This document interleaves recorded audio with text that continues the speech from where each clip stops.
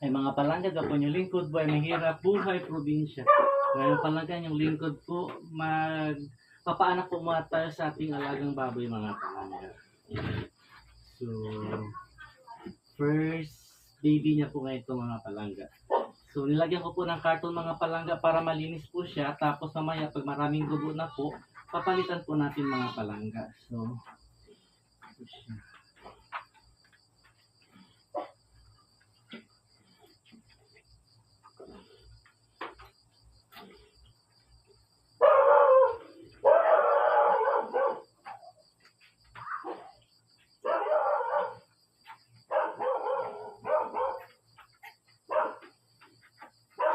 Babae po siya mga palangga.